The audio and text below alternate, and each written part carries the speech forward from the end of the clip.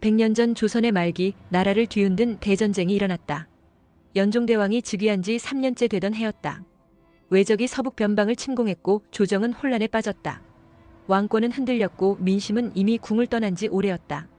이 절박한 시기 전장을 지휘한 이는 연종대왕이 아니었다. 그 아우 호평대군이었다. 호평대군 이광은 문무를 겸비한 명석한 인물이었으며 병사들 사이에선 팔척의 무사로 불렸다.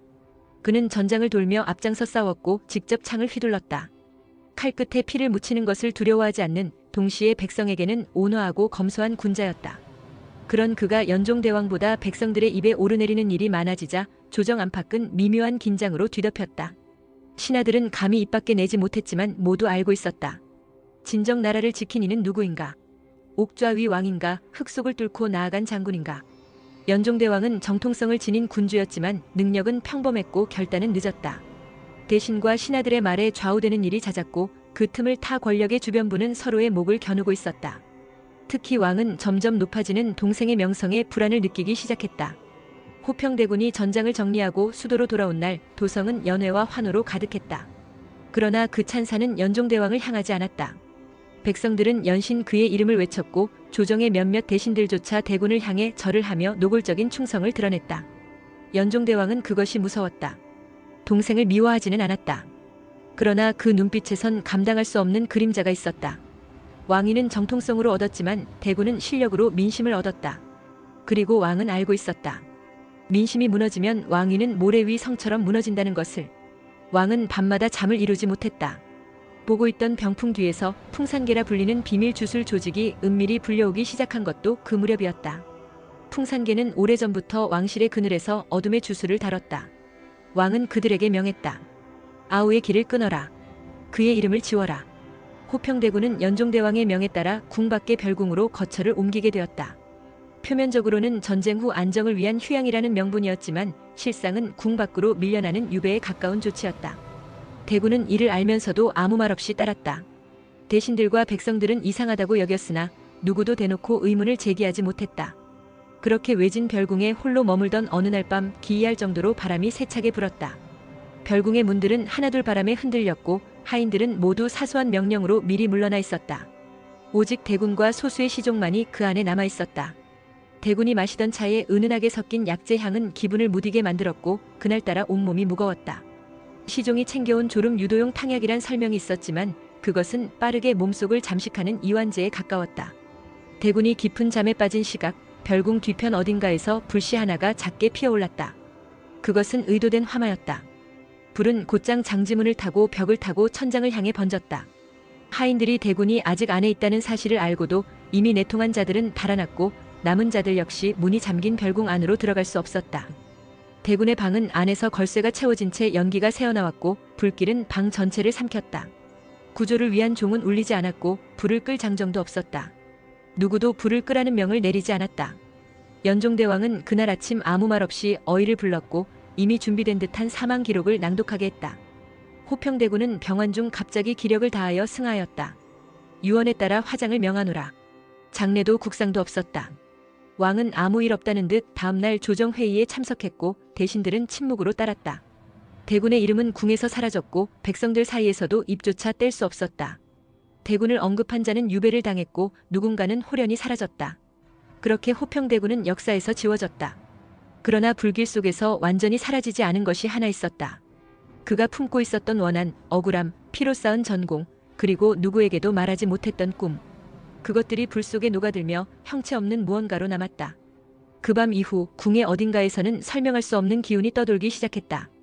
불 속에서 무언가가 깨어나고 있었다. 시간은 흐르고 조정은 변했고 왕이 바뀌었다. 그러나 왕궁 어딘가에는 여전히 불길한 그림자가 드리워져 있었다. 팔척귀. 궁중에서는 이 이름을 함부로 부르지 않았다. 검은 그림자, 형체 없는 귀신, 사람의 몸에 들어가 말을 하고 밤마다 무언가를 속삭이는 존재. 처음에는 미신이라 여겼다. 그러나 왕실 종친들이 한 명씩 기이한 죽음을 맞이하고 이상한 화재가 반복되면서 모두가 알게 되었다. 팔척귀는 살아있었다.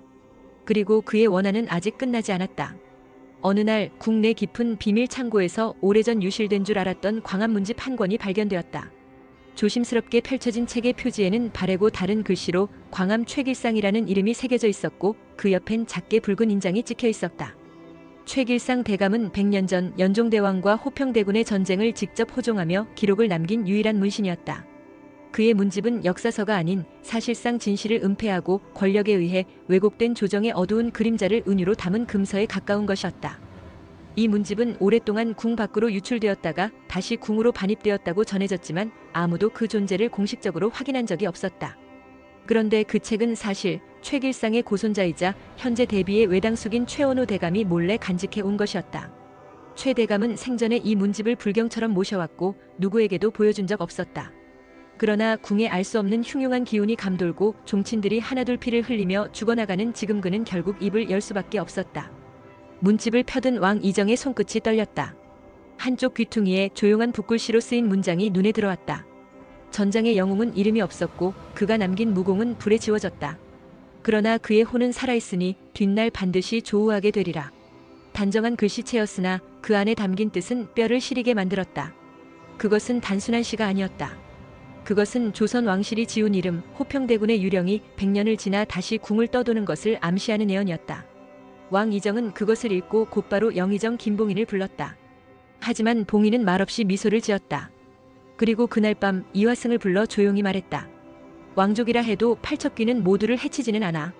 넌 살아있는 증거야. 그리고 넌 내 계획의 열쇠다. 어느 날 밤 이화승은 꿈속에서 낯선 남자의 목소리를 듣는다. 깊고 무거운 음성이 그의 내면을 파고들었다. 너는 내 피다. 나는 너를 기억한다. 나는 죽었고 넌 살아있다. 이화승은 깨어나며 그 말을 떠올렸다. 그리고 알 수 없는 불안과 두려움에 사로잡힌다. 그날 저녁 궁의 동편 벽화 뒤에서 팔척귀가 처음으로 이화승 앞에 모습을 드러낸다. 그것은 인간의 형상이지만 눈동자에 불길한 기운이 있었다. 그리고 낮게 웃으며 말했다. 나는 왕의 피였다. 그러나 왕에게 죽임을 당했다. 나는 형제가 아니라 그림자였고 그 그림자는 불 속에서 살아났다. 나는 호평대군이다. 그리고 너는 내 피의 마지막 남은 물줄기다. 이화승은 한동안 아무 말도 하지 못했다. 숨이 막히는 듯한 공기 속에서 그는 그 눈을 들여다보았다. 두려움보다 먼저 밀려온 것은 이해할 수 없는 익숙함이었다. 그 혼은 분명히 피의 기억을 알고 있었다. 왕 이정은 팔척귀의 존재를 막기 위해 대비와 김봉인을 의심하기 시작했고 결국 광안문집을 공론화하려 한다. 그러나 김봉인은 먼저 움직인다.